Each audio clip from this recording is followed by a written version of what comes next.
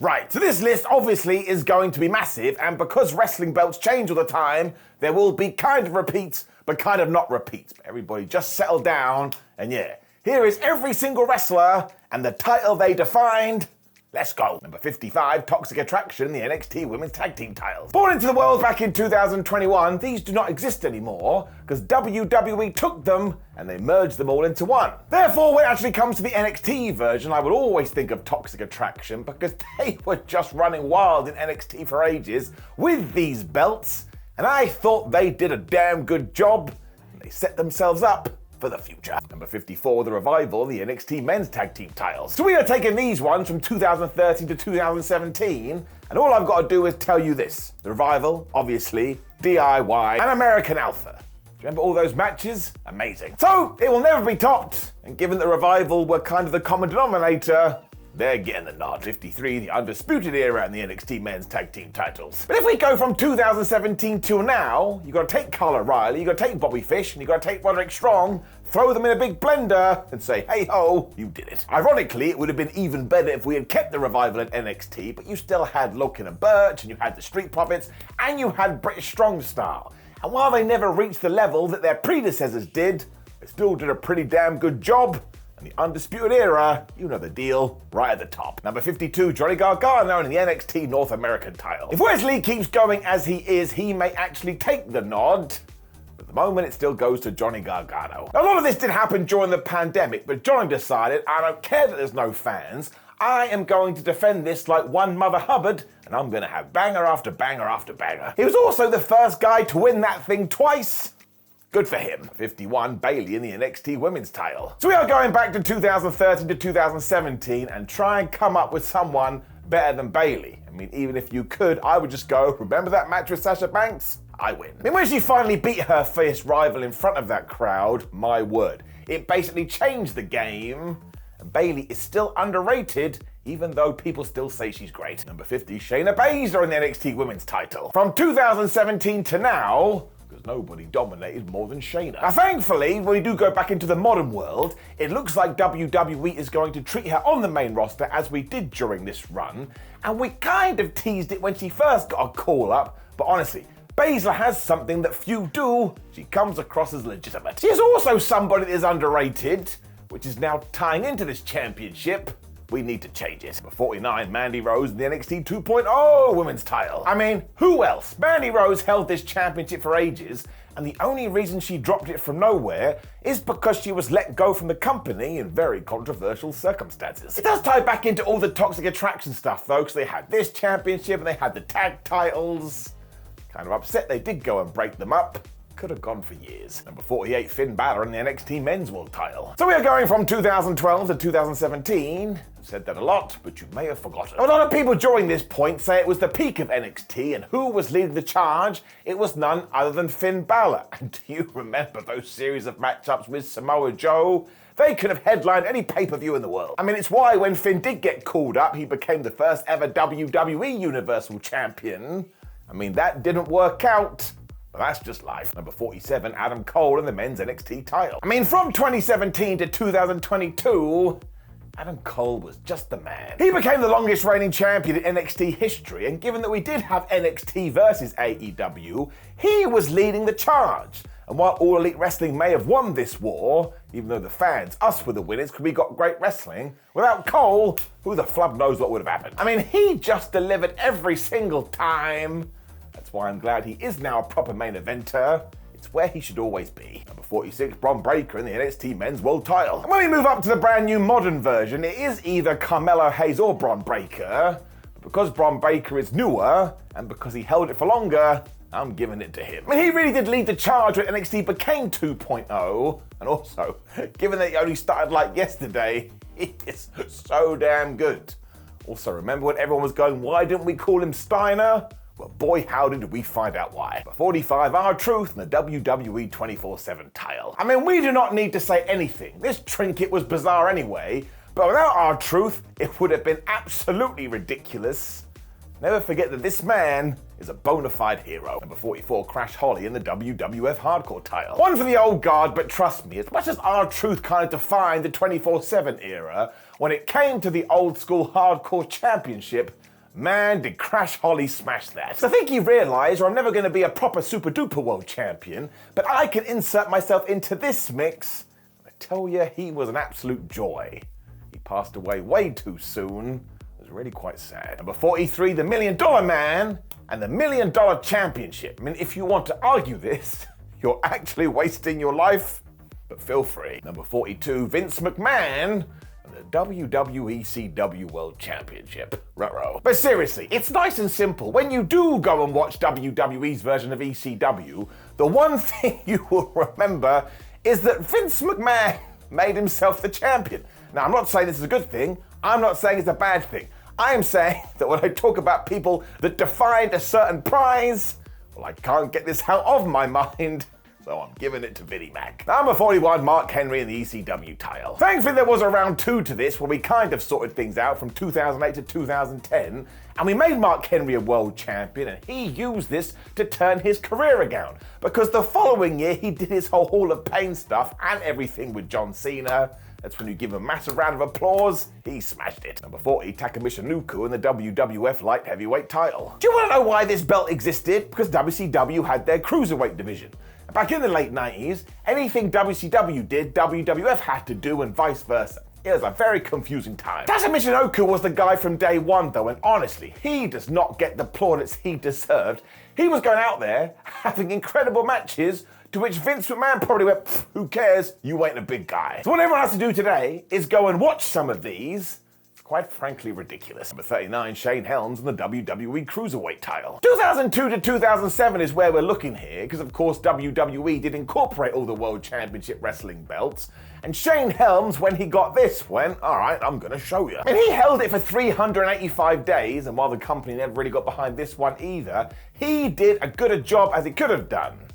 Before we gave it to Hornswoggle, we turned it into a joke, and then we killed it. Number 38, Neville and the WWE Cruiserweight title. And of course, we're going from 2016 to 2020. It was kind of amazing because the belt came back on 205 Live, and despite Neville, now Pac, obviously being a dude that should be at the top of the card, we just went, well, he's kind of short, so let's make him the Cruiserweight champ. This was dumb. Even then, though, he was so damn good, and you should go out of your way to see these things. Eventually, he lost it to Enzo Amore.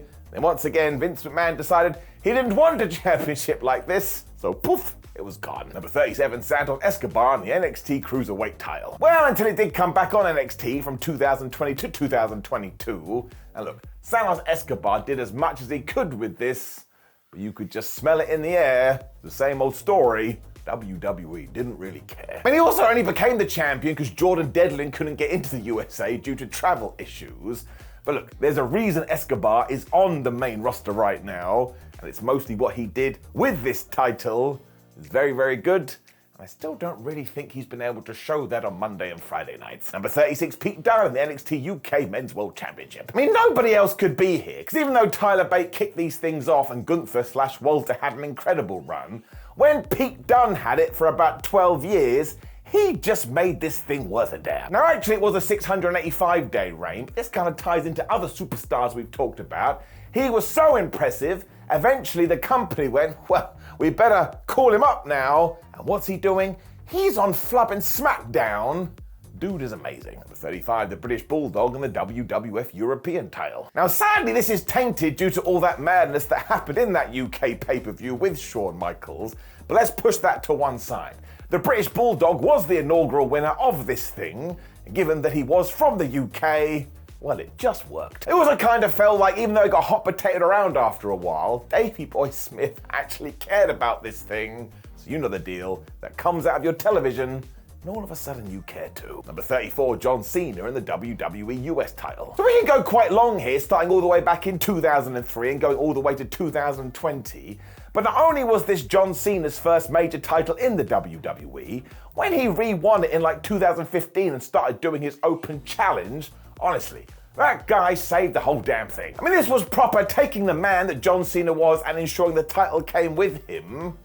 Nowadays, well, we're going to talk about it in a second. Number 33, Austin Theory and the WWE US title. Because it did get a revamp in 2020, and ever since then, we haven't really found a way to make it feel important again. And look, Austin Theory is about to break records with his run, but he just needs a proper feud, And he needs to be on television, because sometimes he just vanishes. Who else are you going to put here? Bobby Lashley? I don't think so. Giving it to him. Number 32, Greg Valentine in the WWF Intercontinental title. So we are going back all the way to 1984 to 1986. And this championship is crazy because it changes all the time. Greg the Hammer Valentine does get the nod though, because way back when Vince McMahon did decide, well, you're a good old-fashioned heel and everybody will hate you. So given that we have Hulk Hogan on top, who is the proverbial babyface, well, you'll do a decent job. Yeah. Greg did all right, because number 31, Shawn Michaels in the WWF Intercontinental title. So we are going from 1986 all the way through to 1998, and of course there's other contenders here, such as Bret Hart, but here's the deal. Bret Hart had already made his name through other means, whereas when we put this thing on the Heartbreak Kid, flub me, he used it to change everything. I mean, he also had this amazing knack of half the time treating it like, oh my gosh, nothing's more important. And then when he was an asshole heel, being like, who cares about championship? He always reminded you, though, that if the IC title was on the line, he was going to give it everything. That's why many people call him one of the best of all time. Number 30, Chris Jericho in the WWF Intercontinental title. If we do go from 1998 to 2011, though, I think Chris Jericho has to get in here, which is kind of ironic, because his hero growing up was, dun dun dun, Shawn Michaels. However, Jericho also held this version of the title 9 times, which is a record. It basically made him the Ric Flair of the mid-card. There ain't nothing wrong with that. Number 29, Cody Rhodes in the WWE Intercontinental title. We now jump forward to 2011 to 2019, and the reason Cody Rhodes gets the nod is because 1, he was so damn proud to win this thing, and 2, he brought back the old school version. Made me warm and fuzzy in my tum-tum. And there really was this affection that Rhodes had for the thing, which made it work so, even though he was fighting upstream. Because during this period, honestly, I know I've said it a few times, but WWE cared so little, eventually they retired it. What the flub were we doing? Number 28, Gunther in the WWE Intercontinental title. But then Gunther finally won it and took it back where it needed to be. And let's not forget this only really started in 2022 when the Ring General did win it. But in the meantime, he's had 2 5-star matches and even says in interviews, why do I need to worry about the World Championship? I've got this. Now eventually, of course, he is going to lose this championship, but when he does, for the love of everything WWE, do not go backwards. After all these years, it's finally back at the tippity top, and that benefits everyone. This makes me feel scared in my tootsie toes, because he has done such a damn good job. Number 27, the Iron Sheik and NIKOLAI Volkov in the WWE Tag Team titles. If you go back to the 1984 to 1986 era and watch these two, you've never seen heels like it. Many even say this was the Iron Sheik's peak because he was just such an asshole. And also, it's one of the last bastions of Vince McMahon Sr., because this was his doing. And of course, everything was about to change because number 28, Demolition in the WWF Tag Team titles. We shift on to 1986, and it was Axe and Smash that took this on, and they were great. It was one of the few times where McMahon Jr. actually felt like he cared about this division, and given that he couldn't get the Road Warriors at the time, he made his own version, and while it was a bit like at first, eventually Demolition not only broke records, but they became all time. I mean, they really should be in the Hall of Fame, but we've done a video about it. Number 25, Lance Cade and Trevor Murdoch in the WWE World Tag Team titles. So we do tie this in from 2002 to 2010, and yeah, during this time, Vince McMahon did not care about tag team wrestling, and you just had random singles wrestlers thrown together. Honestly, most matches went about 2 minutes. It's why we go for Murdoch and Cade here, because at least they were a real pairing. But honestly, kind of picking at straws here, it wasn't very good. Number 24, Brian Kendrick and Paul London, the WWE Tag Team titles. And of course, we had 2 belts around this time because of the brand split, so it's the same deal. At least Brian Kendrick and Paul London felt like they were actually friends, but I have nothing else to say about it, and let's never do this again. Number 23, The New Day and the WWE Tag Team titles, which is why The New Day was so important. Because even if the powers that be didn't care, Kofi Kingston, Xavier Woods, and Big E did, and they managed to break Demolition's record, and in turn, they started to light a fire under the tag division. Throughout all of it as well, the belts became prestigious again, so never forget this, we owe them a great debt. Number 22, Seth Rollins, and someone with the Raw Tag Team titles. In 2016, these damn dual split brand championships did return, and all Raw did was go, hey Seth Rollins, pick a random partner and we'll make you the champions. I mean, there was Dean Ambrose, Braun Strowman, Jason Jordan, This was absolutely crazy. So look, these were nothing because WWE did not want them to be anything, but fair play to Rollins because he just approaches everything with 100%. I appreciate it. Number 21, the USOS and the WWE SmackDown Tag Team titles. And on the other side, bam, the USOS were doing their thing. Now they are not the team they are now, and again the tag team division was a little bit nuts here, but you can already see them planting the seeds, and maybe without this run, maybe we don't get the 2023 run, so they needed this platform. I mean, you just never know. Number 20, the fabulous Moolah and the WWF Women's title. I mean, it can only be Moolah because she held this for about 79 million years. Now, this only really happened because WWE didn't care about the championship and some other controversial things we're not going to talk about here today. But when someone holds it for that long, what the flub are we meant to do? Because yeah, it does mean that she defined it. Number 19, Alundra Blaze and the WWF Women's title. It did change a little bit because come 1993, we did return the championship and we made Alundra Blaze the champion. My word, she was ahead of her time. I mean, she really tried to get this going, but she was fighting insurmountable obstacles. Very sadly, the only thing people really do remember from this is that she went to WCW, she dropped the thing in the trash. Probably shouldn't have done it. Number 18, Trish Stratus and the WWF Women's title. Come 1998 though, we kind of did the same thing, but Trish Stratus said no. Everybody unfairly passed off Trish as nothing more than eye candy when she went, well, I'm going to prove to you I can be a big wrestler, and she totally smashed it to the point that, yeah, when you're talking about the women's revolution evolution, you have to go back here and give Stratus a bit of a nod.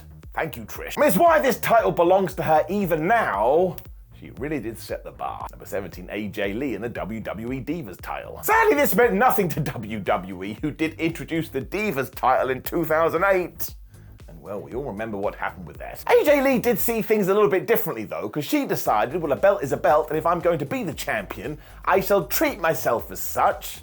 I tell you, she did a really good job. I mean, she was totally handcuffed because of what the powers that be would let her do, but could she have done any more? No, she couldn't have. Number 16, Bianca Belair and the WWE Raw Women's Championship. We shall take this from 2016 when WWE did muck around with their belts again. While there are many contenders for this, I just think Bianca Belair was great. I mean, she broke records with the damn thing between 2022 and 2023, and she had some great matches against the likes of Becky Lynch. Now look, put my hands in the air. She should have had more proper feuds, but that's not her fault, is it? As we did mention the man too, I think you would have to put Lynch in a close second. That's pretty good company to keep. Number 15, Bayley in the WWE SmackDown's Women's title. Bayley held this between Money in the Bank 2019 and Hell in a Cell 2020, and without her, I don't know what WWE would have done. Because during those 519 days, she was headlining all over the place and went back to her feud with Sasha Banks.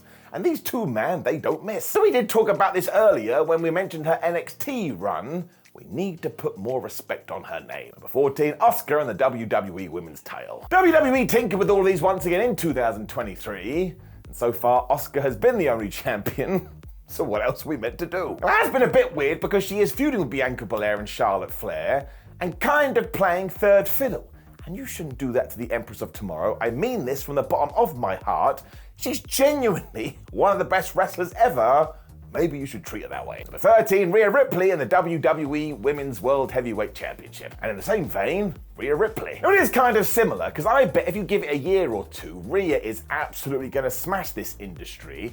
I mean, she's already doing it, and you can feel her popularity growing. But I would say that she's untouchable right now, and WWE sees it, and she had that amazing match at WrestleMania against Charlotte Flair.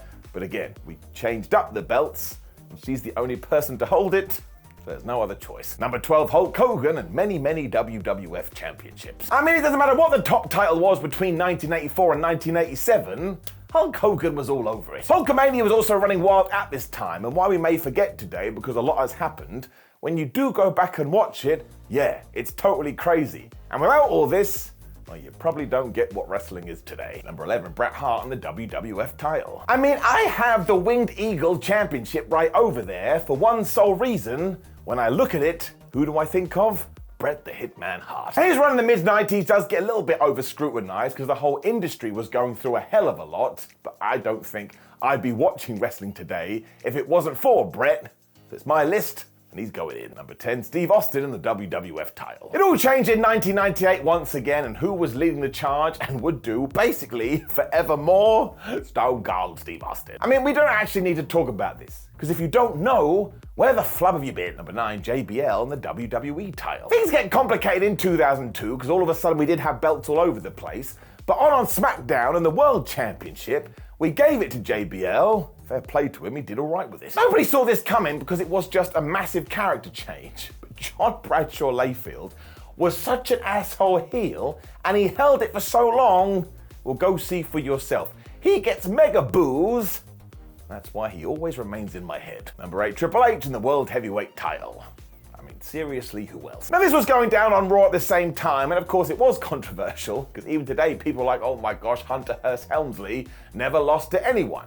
Now, that's not totally true, but there are elements of truth within it. But he was just handed the big gold belt in 2002, wherever it was.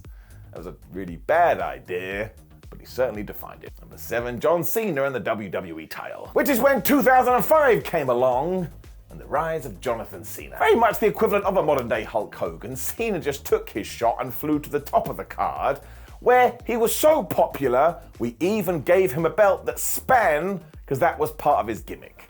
This is just one that you can't argue. If you get given your own special prize, well, you're doing pretty well. Number 6, Randy Orton in the WWE title. I would say from 2012 to 2014, though, it was Randy Orton who stepped into this space. I don't think anybody was a better bad guy than him during this time. It's also when he murked off Daniel Bryan at that SummerSlam, which nobody saw coming. And if it wasn't for the modern day I don't give a flub Randy, well, this would probably be my favorite version. Number 5, AJ Styles in the WWE title. This was a long stretch because this belt existed from 2014 to 2023, but just because it was so out there and so unexpected, I am giving it to the phenomenal one. Because there were some points during his journey where people would point the finger and go, AJ, you're never gonna make it to WWE. Well, he did, and he won the top prize, and he became one of Vince McMahon's favorite wrestlers. This, my friends, is why he's a bona fide Hall of Famer. Number 4, Brock Lesnar in the WWE Universal title. Things do get murky when we start chatting about this from 2016 to 2019. And why? Because nobody else was allowed to have it but Brock. I mean, Lesnar held this belt for ages because he just didn't come to work. But it kind of did make sense, because when he did turn up, it was like, oh my gosh, Brock Lesnar is here. So he did feel more like a star. But if you want some fun, go read message boards from this period.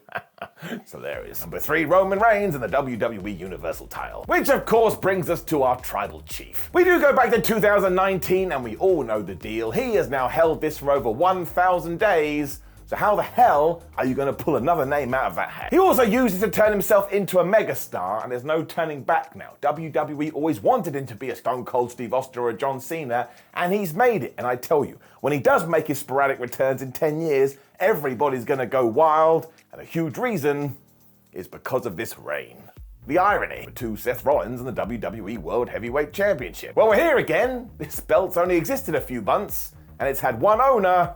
Well done, Seth Rollins. I do think he's about to hit his peak as a performer, though, and look, out of everybody on the roster, this was the right guy to choose, because even though it has only been a few months, my word, he cares so much. I love it. I just hope we don't do a Roman Reigns here and we do allow him to lose the thing, because then when you go to Raw and SmackDown, you will have differing titles. But either way, Seth's another guy that probably deserves more plaudits. I'm giving it to him. Number 1, the WWE Undisputed Universal Super Duper 9000 World title. Which is all about Roman Reigns again, because you know the deal. He did win this from Brock Lesnar. Started walking around with about 72,800 belts, so this ties into his massive long run as well. But we've already discussed this. I mean, he's number 4 on the all-time list now. That doesn't just happen. You have to have a certain side to you. And yeah, just to reiterate, is he all-time? Yes. Yes, he is. Now, I'm sure there will be some arguments to be had, so make sure you get in the comments below and let me know who should be shifted around here. That could be fun and terrifying. And look, there's a video on the screen, or there will be in a second. Give it a click. You can also like the video, share the video, and subscribe, and go to whatculture.com, where we'll keep you up to date with all the latest wrestling happenings, including when some of these championships change hands. And if you have social media, we do too. Simon Miller 316. What Culture WWE. Thank you very much for joining me today for this absolutely wild video. Even I would probably debate some of them, so the internet will go crazy. But isn't that half the fun? No, actually, quite depressing. Goodbye.